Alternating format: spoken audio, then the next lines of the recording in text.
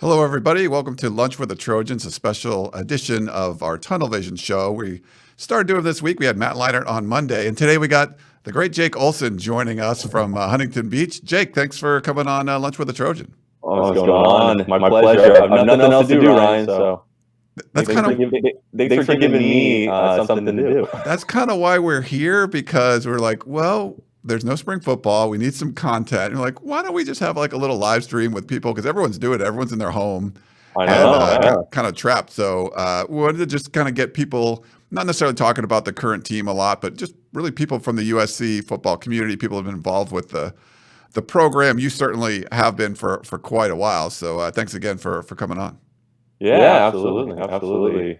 How are you holding up down there? So you're down in Huntington Beach, just being sequestered, in quarantine and everything. How is it down there? It is. It's all right. It's I guess one good thing about all this rain is that, not missing any days being outside. But people are still going to the beach by my house, which is frowned upon, I guess. But it's been all right. I mean, definitely love going and traveling and talking, which every kind of event I've had been either canceled or postponed until later this year or next year. So that's kind of been a little rough.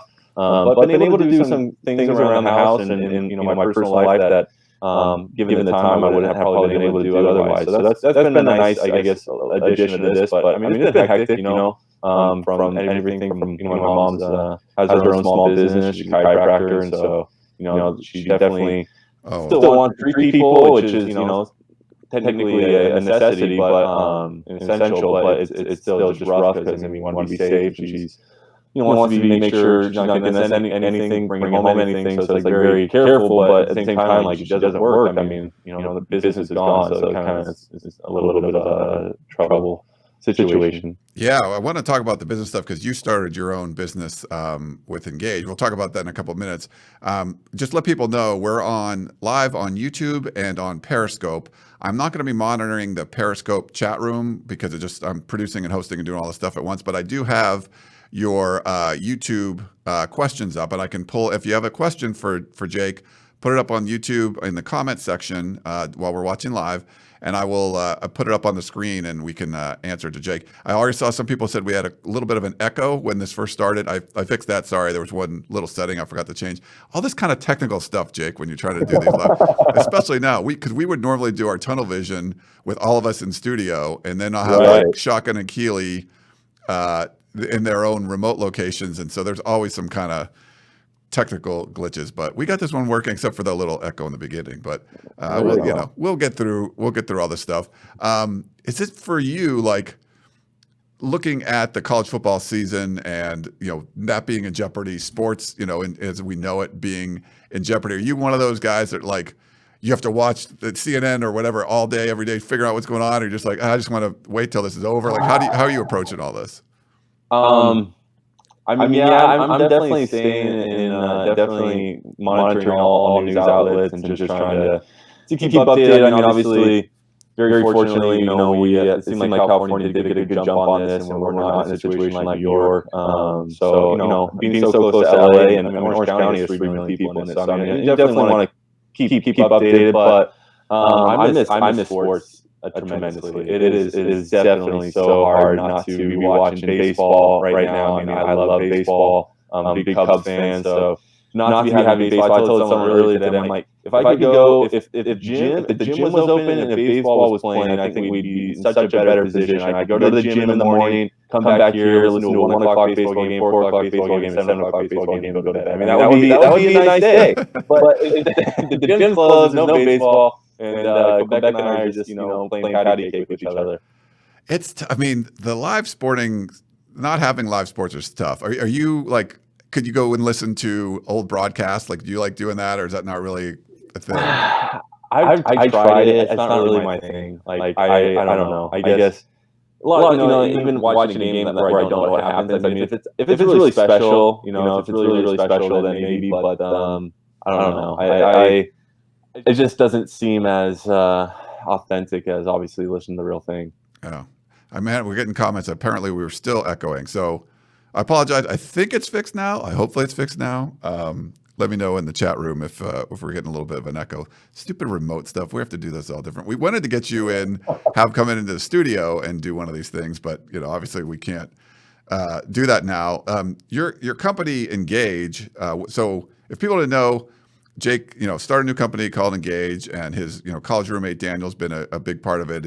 I guess your manager, and we got to hang out like basically the last day before everything got shut down. Like you and I spoke at it was the last thing. That was like the last thing we could do. So it was a Trojan Club of San Diego event, and Jake was the featured speaker, and I was emceeing, like introducing him for it, because Jake was honored the number 2 most inspirational moment in college football history, which is pretty crazy. That your snap against Western Michigan. We'll talk about that in a minute. But I was talking to Daniel, and a big part of what you do now is like public speaking and all this stuff. You think about the industries that have been crushed by this with travel or whatever, but like if you're a speaker, like all these events are canceled, and it's got to be really tough on you right now.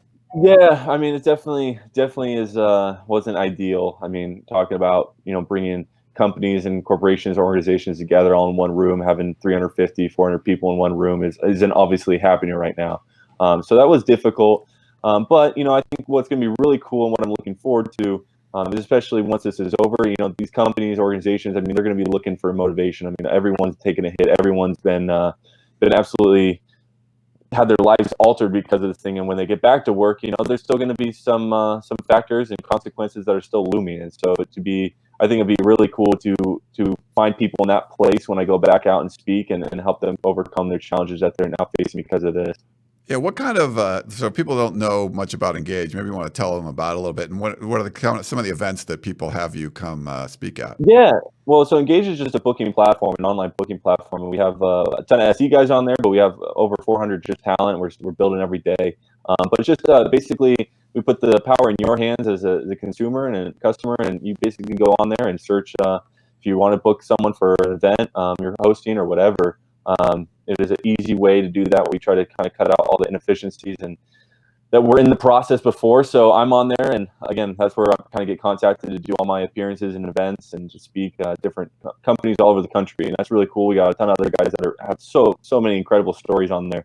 And then right now, because of obviously what's going on, we're actually have a lot of guys that want to be doing kind of virtual events, almost like this, but some big virtual events. Yeah, which is really cool. Different basketball players and a couple other guys that are just kind of using their mind to, like you said, produce content, be creative, give some people something to do during the day. So if you kind of want to figure out what's coming up, a lot of these things, we're doing kind of for free, or you can pay $5 and it'll go to charity or whatever. And so you can go to Let's Engage at Let's Engage on either Twitter, Instagram, or letsengage.com, and you can find out what we're up to.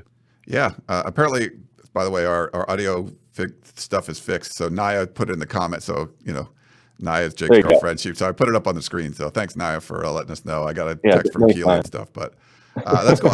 So I guess you have to be I think everyone has to be flexible now. Just the way we know life as it was has changed. So with you guys and your company, if you can't do the going to whatever, an auditorium and speaking in front of a lot of people, you can do things like this or Zoom meetings or things like. Is that kind of like the shift, I guess, now? Or no, I mean, there's a lot of different creative ideas. I mean, we have some basketball guys that maybe wanted to do like a virtual a lesson type thing. I know ESPN, or I think it's ESPN, is doing a big horse tournament.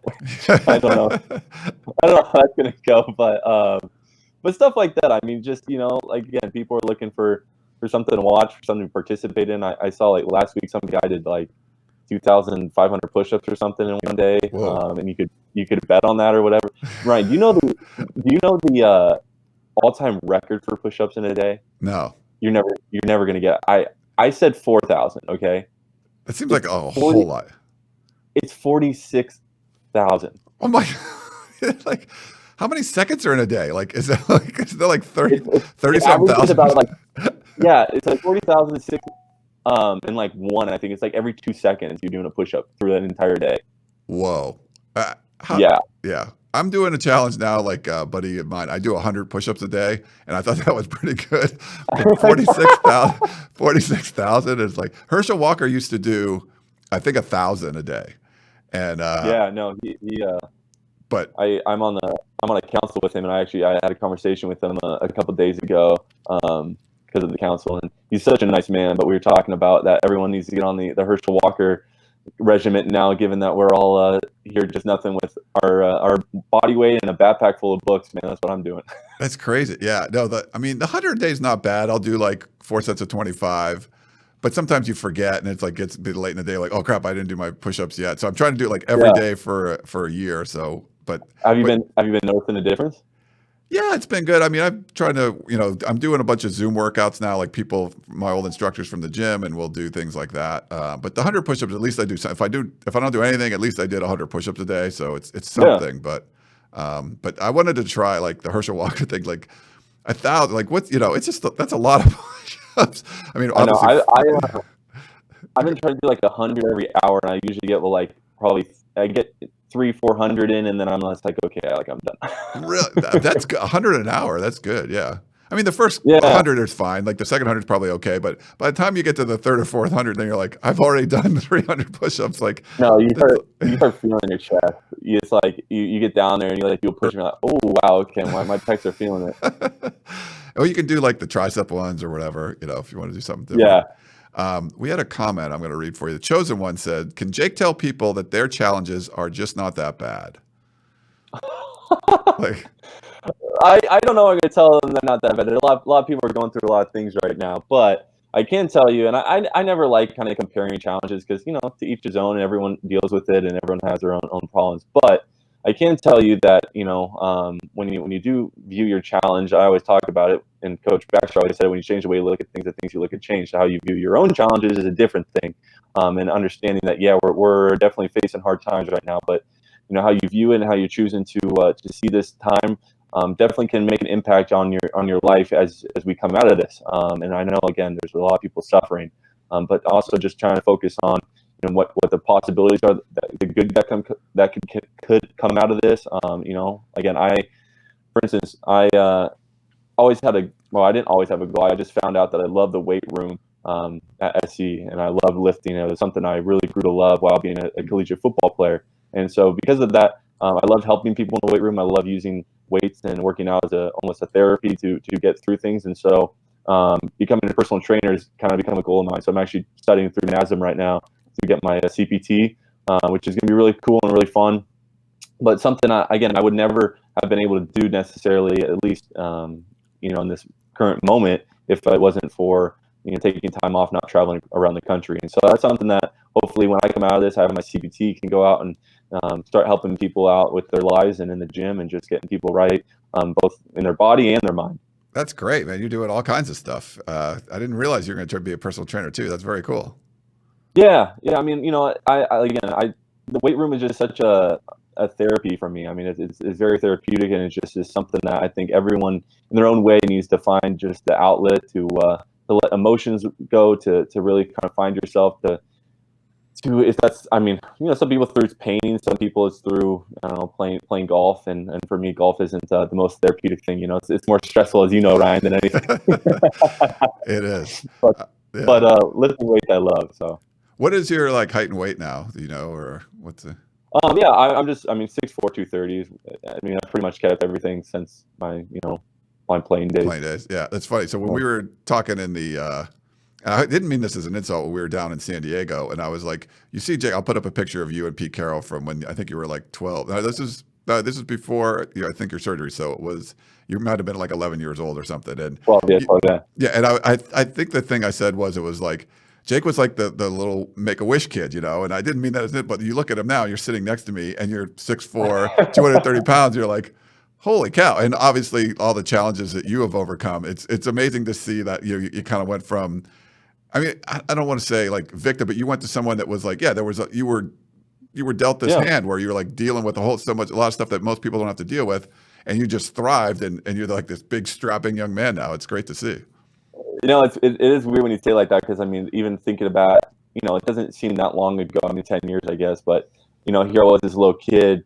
Chris O'Dowd was a junior at the time. Barkley was a freshman, and just like those guys seem so big to me. Like Blake Yale seemed like just a month. I mean, these guys were just huge. Yeah. And I remember like grabbing on Taylor Mays' arm and being like, man, like your arm is as big as me. And then, here I am. I was like, it's only, what was 6 years later, going in there, lifting in that same weight room, now becoming as big as those guys. And like, it just was kind of crazy. And then I was a senior, and these freshmen coming in are looking young. And I'm like, wow, like that's just crazy how perspective changes. Yeah, it did quite a bit. So what we were doing in San Diego, you were being honored, and they gave you a plaque and everything. Was really cool. But so ESPN, because it's the 150th year of college football, they did this, countdown, 150 best players, all this stuff. But the most inspirational moments, your moment in was it 2017? I guess it was snapping against. Was that right? It's 2017. Yep. Yeah, against Western Michigan, coming in the snap. You being blind and playing in a football game, they put that as the number 2 most inspirational moment in college football history, which is pretty crazy. I mean, I don't know when you saw that, like, did that sink in and you're like, wow, I didn't realize how big this was. Yeah, I mean, that was really an honor, for sure. I think, like the cool thing about everything that had happened and has happened is just, I always say this. Yeah, I mean, it's really cool that, I could go out there and snap, and obviously I worked hard for that, and it was just really cool for that to pay off, and prove that I could do it. But what was even more special was just that it was such a collective work. It was something that made it even more special because I was that 12-year-old kid at USC, and because everyone saw my story then, saw what I was going through, helped me get through that, then continued to follow me as I grew up, and rooted me on and cheered me on. And then, here's this kid now on USC, and I think it just made everyone feel a part of it. And that's why I think it's even more special than just, one of those Make-A-Wish stories you see, in July on ESPN or these other things, because there's such a history that was built up, and a relationship that was built up between me and USC and the family and the fans, and all of, people who followed college football and sports. Were like, yeah, I remember that kid. I mean, that's my favorite thing when I go out around and people are like, I remember you back, from the Pete Carroll days. I'm like, yeah, well, that's so special because you grew up with me, and you got to see, a little kid go through that and then come out on the other side 8-9 years later, and snap in a game for that same team, which is just something that's really, really special. Yeah. We got a question from Coley, who's our resident Notre Dame fan that likes watching the show. He sent us a lot of stuff. Thanks, Coley, for that. He's out in Iowa. He said, football question, Jake, as a Trojan, who do you want to beat more, UCLA, Notre Dame, or someone else? Oh, that's a great question. If I had the choice to be either UCLA or Notre Dame, I have to say UCLA. And that's just because I live in LA. And Ryan, I don't know about you, but we all know these UCLA fans. If they all their flags go dark for like 6 years, like you don't see one UCLA flag, not one UCLA bumper sticker. I mean, it's all disappeared. And then like they'll win once. They'll win once in like 8 years, and then the next year is just like UCLA flags everywhere, like bumper stickers everywhere. And you're just like, wow, okay. Guess we found out where all the Bruin fans were this year. It's just like, it's so annoying when they win. It really is. So I like LA to stay the same. I'll let South Bend be South Bend, but I want LA to be USC. Nice. Yeah, I think it's one of those things where there's I forget what the exact saying was, but like the best feeling is beating Notre Dame, but it's like there's no win that's better than beating Notre Dame, but there's no loss that's worse than losing to UCLA, because like of what you said. That's a good way to put it. Yeah, I forget who said that. It was like that quote or something like that. You mentioned the golf thing, and this is whenever we do events or whatever, I always like to talk about it. I have a little video. I'll start playing it, and so we played in that golf tournament in the desert, the Trojan Club of the Desert, and right now people can kind of see. It's about a 1.5-minute video, but we can talk kind of over it. And they're showing. So this is you teeing off. So Jake's got the driver in his hand, and that's his dad, Brian, who grabs the head of the club and is like basically lining it up behind the ball and puts it down there. And then from that point, you just have to kind of like, maybe you want to describe what you do. Like your dad puts the club where it needs to be, and then what do you have to do at that point? I feel him lining up the club, and he has one hand on the shaft, as you can see, and so I'm pretty much aligning my body to the club. So that's how I know I'm square with the shot. And then he just backs up, and there it's just my swing. I mean, it's kind of that simple, but obviously it needs to be done correctly. I need to make sure that the club face is square, and the ball is in the center of the club face, and everything's pointed towards the target. But besides that, I mean, he backs up, and there it's just my swing, which obviously I've worked very hard on. And golf's been a project of mine and a hobby of mine and a sport of mine for a long time. So definitely have put a lot of practice into that. It just doesn't come from natural ability, I'll tell you that much. But it's just something that I'm really appreciative I get to do. Even though now, though, Ryan, I mean, all the golf courses are closed here in Southern California. We can't even go out and golf, which I don't necessarily get, but it's insult to injury for sure. Yeah, it's social distancing on the golf course. Showing you hit that shot out of the sand where you put like 4 feet away, you were like 40 yards out. And there's the one I showed my it was like a 15-foot birdie putt that I ended up hitting. Yeah. And then, but I turned to you, and this is one of the things that's like playing golf with Jake was amazing. Like it was like one of the coolest experiences of my life. And then, but I turned to you, and I made the putt. You heard that I made the putt, and like we high-fived, like you just knew exactly where my hand was going to be. It was great. I'm like, I don't know how you do that, but like it's just like you just know what you're doing. And that's weird, Yeah, no, it is. I mean, the joke we had a lot in the locker room was that I wasn't really blind, and there was a lot of moments during the season and years that they would point to for sure that something trippy would happen, or I would know where something was. I'd throw my muscle milk container in the trash can, and it would magically go in, from like 10 yards away, and people would be like, "What? I told you," and all this stuff. But it's so yeah. I mean, there's times where I don't know. I can just know where things are just based on memory, or I mean, that's just kind of situational thing. I know where you are, just giving your sound, and I can hear where your body mass is, and I don't know where to put the high five. I trust you reciprocate, and it was smooth. It looked like we had done it for years, right? Yeah, it was funny. And I put a picture right now of you putting on the putting green. And that was a neat experience too, because people would ask, and just having you, I mean, maybe we want to explain what your process is when you're putting. Yeah, so putting obviously is a little different than a full shot. Given it's all short game really. Given that there's different levels of energy you have to put behind the ball, and so putting, I walk off the putt. I'll walk and make sure I know how far the putt is. If it's uphill or downhill, what the undulations are on the green. So I can just judge. Okay, if it's a 20-foot putt, but I really need to hit it like a 25-foot putt, or I got to give it extra juice because it's quite a bit uphill or whatever. And so my dad will line me up just like any other shot. I'll usually leave it to him to really kind of tell me, okay, we were going to play this 2 balls out to the right or whatever. I'm not really the one telling him where I want it lined up necessarily, but I will confirm like, yeah, this is definitely breaking left, a lot or little or whatever. So just using your feet, using what you have to get through, and to figure out what you want to do, and then just relying on that feel and that muscle memory of, okay, I know what a 20-foot stroke feels like. I know how hard I need to hit this thing. And so you just figure it out. And that, especially back to that previous question, I mean, that's what kind of life is a lot of times. It's just figuring out what you need to do with what you have. And sometimes you don't have a lot. Sometimes you don't have as much as someone else, but that doesn't mean you can't do it. You just got to go out and figure out a way that you can do it, and make sure you love doing it, because it will require hard work, but it's so worth it at the end of the day when you accomplish it. It was funny when you would do that, and you would come back. Jake would come back to me and be like, "Hey, right, I think it's 15 feet, but it's going to play like 13." I'm like, "Yeah, I'm not going to be that precise, Jake. I can't tell you." But how you would like walk it out, and you would know like, "Oh, it's going to lean a little left, lean a little right." Like, I wanted to try to do that. I just never got. I want to try to do that more. I just never got the feel like you had when you could walk out a putt.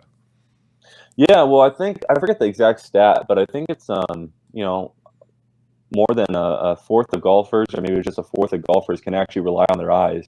For the rest of us, our eyes aren't reliable enough to actually read a green correctly, and so your feet are more sensitive than your eyes to those undulations in the green. And so even a sighted golfer, it probably gains just walking your line, walking your putt, just to kind of feel anything that might be in the green that your eyes are missing. Yeah, and you won. Was it last year a golf tournament? It was a blind golf tournament that you ended up winning out in Vegas, or? Yeah, it was my first tournament after graduating, which is cool. Unfortunately, the U.S. Open for blind golf is always in April, right around the spring game. So I could never play that while in college, but this year was going to be my first. But then this hit, so Oh man. I still got to play in the U.S. Open at some point. But the Nationals was in September. Yeah, I was in Vegas this past year, and went out there and absolutely played really well. It was a really fun deal. The course was nice. It was they actually were like going to punch it the next week, so they kind of dried it out. So talk about driving the ball far, Ryan. It was crazy. Like, the ball was hitting concrete out in like the fairway. It just was running, another 30, 40 yards. That's awesome. Yeah, Jake can crush it. And I that's usually I do well. When we played, was not driving the ball well, but I was hitting the greens and putting pretty good.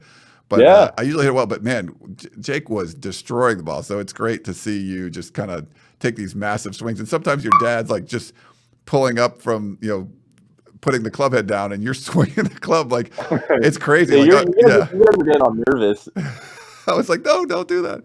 That was very cool. That was good to see. You pointed out, which I guess my dad and I never thought of, but I'll take my practice swings, probably a foot away, maybe a foot and a half away from where he's putting the tee in the ground, and it's pretty normal. I mean, that's what we do every single time. But as he's leaning down to put the tee, you're like, when I'm taking my practice swings, my club head coming through is probably a foot and a half away from his head. Yeah. You're like, I'm gonna be so nervous, and we never thought like the proximity between me swinging and his head like that. I mean, because it's not like I'm gonna ever mess my swing up where I'm gonna reach out another foot and a half to clip him. But I mean, just the fact that here's this blind guy swinging so close to coming off his head probably is a little disconcerting for the normal person. Yeah, it was. I mean, like I said, it was a really great experience, and that's one of the things I think you can do on Engage, right? You can once this ends, you can sign up for a round of golf with Jake, which I would highly recommend. It was. No, I mean it's really cool going out there. I've done it with a couple, for companies maybe who they're top salespeople or whatever, or they want to show a client, a good time or whatever. I've been able to go out there and golf with them, and it's been really fun. I mean, we always have a great time, and obviously it's a really cool, inspirational moment just to show people again that it doesn't matter necessarily if you have every tool in your toolbox and you're set up to succeed. It doesn't that doesn't matter. The fact is, what matters is that you're going out there with what you do have and making it work and finding a way and putting your head down and finding the courage to go prove yourself. So on Monday we had Matt Leinart on. It was great, kind of chatting with him. Great dude, and he brought up some of the Reggie Bush stuff, and he's just really hopeful that, when the 10-year or whatever statute of limitations that runs out from the NCAA in June, that, that he's hopeful that USC will be able to welcome him back on campus and all that. I know you had a pretty strong opinion. You tweeted about it a little bit. If you want to maybe get your thoughts on the whole Reggie Bush situation. He should absolutely be back.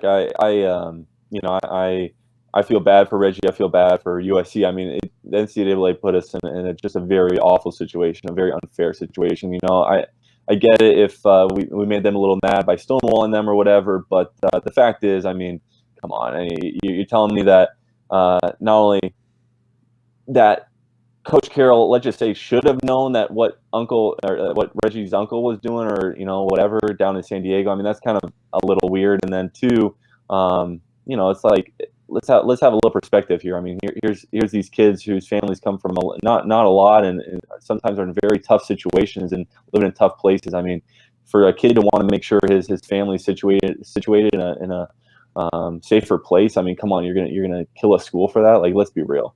Yeah, it took years to get over the sanctions. You could argue maybe they're still not there, but it was so different from what college football was then, when USC was like the superpower. To now, are you pretty optimistic that USC can get back on top here pretty soon? Yeah, I think we can get back on top for sure. I mean, I saw a lot of great things last year, especially on offense. I mean, we have every year the athletes and the talent to be one of the most explosive teams in college football. So that was really cool to see. Obviously, our defense and special teams lacked a little bit, but that comes and goes. So I mean, if we all tie it together, I mean, I do think we'll be one of the more competitive teams in college football. The thing that worries me more than anything right now, Ryan, is not even from a USC standpoint, but just a college football standpoint. The fact that it's become so regionalized down there in the Southeast, and it seems like whatever they're doing down there, they're beating the rest of the country up. So from a standpoint of the Big Ten, Pac-12, and even the Big 12 to an extent, really kind of got to figure out what to do with the SEC and I guess Clemson and the ACC. Yeah, I mean, obviously, it's become kind of a regionalized sport, and that could come into play with this whole coronavirus outbreak stuff, because I was listening to Colin Cowherd's show this morning, and he was talking about with the NBA and the NFL. He's saying, hey, some of the states out west, a little more liberal leadership, they're probably not going to let things happen as fast as maybe some places in the South where they want to get sports out there quicker. But when you're talking about college football, it has to work for everybody. I'm curious to see how this kind of plays out. Are you one of those people that are hopeful? I mean, obviously everyone's hoping that there's going to be a college football season. Do you think there will be? Do you think it's like no way there will be? Like, what are your kind of thoughts on all that? I think I really. Here's the tough part. I mean, if without a vaccination or without herd immunity, I think it's gonna be tough to be filling stands up. Just because, I mean, you think this all started with one person coming over here, or a few people coming over here. I mean, all it takes is one person or two people to be in a stadium with 80,000 people, and all of a sudden you have another great outbreak. And so I think it's going to be very difficult to have a stadium full of fans without, again, either herd immunity or just testing up the yin yang. So I don't know what they're going to do with testing wise, but I fear that, especially here in California, that by August, September, we're not going to be necessarily in a place to open up stadiums full of 70, 80,000 people. Yeah, I've always felt like I think the NBA could do it without fans, even though I know LeBron said that wouldn't like it, but it just seems more reasonable. I can't imagine college football without fans. Matt Leinart said the same thing. Could you picture that, like without fans, like having college football games? No. I think obviously, football and obviously the people who love soccer are going to say soccer as well. But those two sports really do derive a lot off of just the whole atmosphere and the fans. And so I definitely think football without fans, you would see a lot. I mean, I know there's people, and Daniel, if he's listening, is going to be shaking his head. And I know a lot of people don't believe in momentum and don't think like that plays a real role in a specific game. But I really do believe in momentum. And, I mean, you see Vegas put out the fact that, a home field advantage is worth 3 points, whatever that is, if the fans are just, not staying in a hotel or whatever. But, I think from a momentum standpoint, you go into some of these places without their fans, without the atmosphere, you start communicating more. It's not as imposing, not as formidable. And I think in my personal opinion, you'd see a lot more upsets or a lot closer games. It would be really interesting. And I think for college football, there's a uniqueness there that these are student athletes, and could you have the football team practicing if all the student body isn't back in class and stuff? And so if they're in these big auditoriums, classrooms, then maybe it'd be easier to have people in the Coliseum. But if not, could you have the football team out there practicing? It's just there's a lot more Ryan, complexities.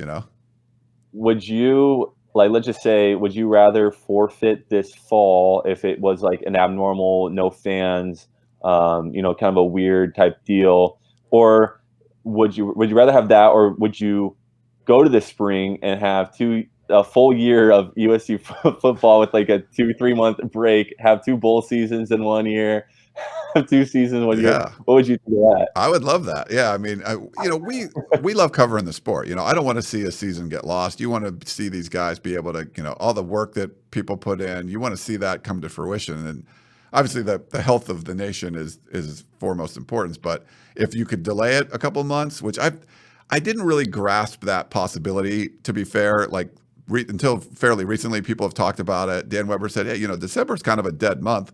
I mean, you could delay it a month or two and maybe do that." You could buy yourself 3 weeks. You just need to really figure out in the bowl season, kind of compact a lot of these bowls and not take that, again, that 2-3 week off. Guys just playing the next week and for their bowl game. Yeah.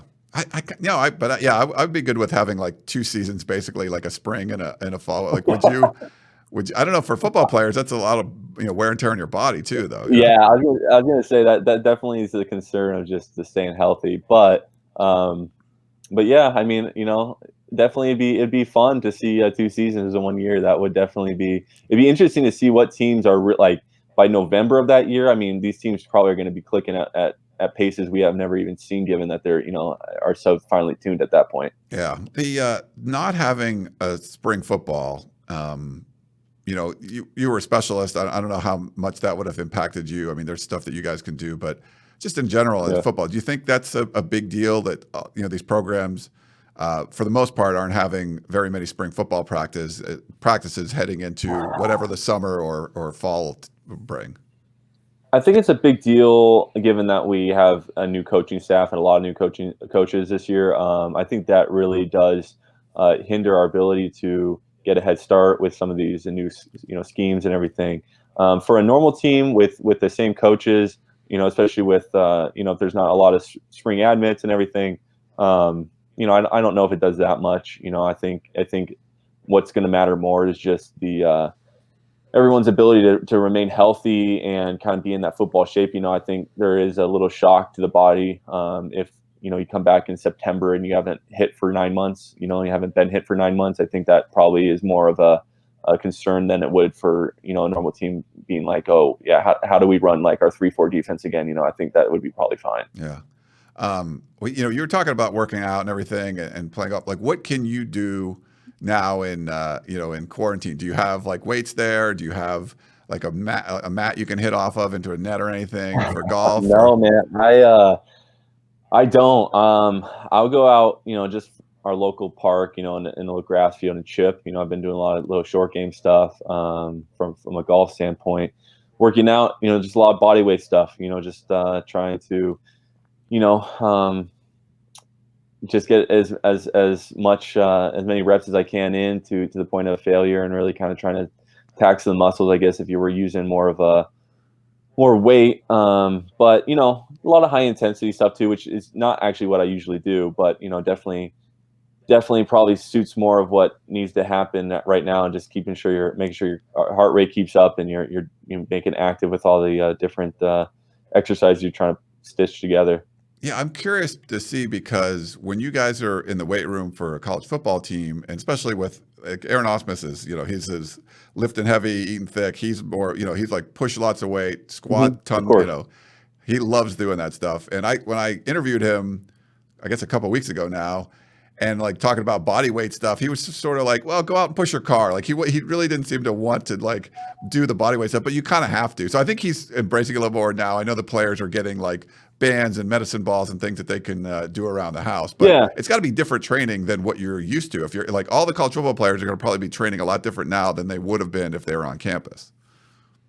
Yeah, with what I know, I mean, when you're talking about, what kind of lifting is different than with actual weights from bands to body weight and stuff. I mean, a lot more volume again, because you're not being able to tax that body with the same resistance as you would with a bar with 250, 300 pounds on or whatever. So you're definitely kind of training your muscles to work longer. You're probably going to see a lot more guys more cut and kind of lean than having this big old chest, and these guys that put on so much strength by doing these 1, 2, 3 rep maxes with a ton of weight. So a lot of I will bet you when these bodies come back, you'll see a lot guys that are kind of more that wide receiver, kind of like really cut, really in shape, kind of more of a track star than anything else, which is interesting for linemen. I feel for them, because that I don't know how they're going to do it, but